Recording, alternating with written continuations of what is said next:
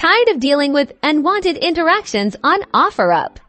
Don't worry, blocking someone is easier than you think, and I'm going to show you exactly how to do it in just a few simple steps, restoring your peace of mind and keeping your OfferUp experience positive. First, launch the OfferUp app on your smartphone or tablet. Make sure you are logged into your account. If you don't have the app downloaded, head to your device's app store and download it.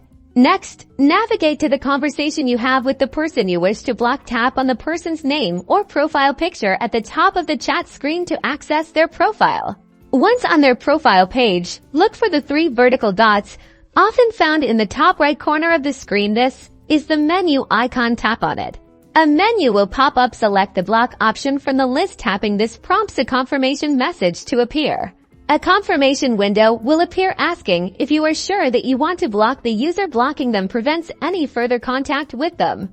Confirm your decision by tapping block. After this, the user will be blocked from contacting you and viewing your listings. You'll no longer see their listings either, creating a safer experience for everyone. Congratulations! You've successfully blocked a user on OfferUp. Protecting a positive experience is easy and always available, so that your interactions are enjoyable.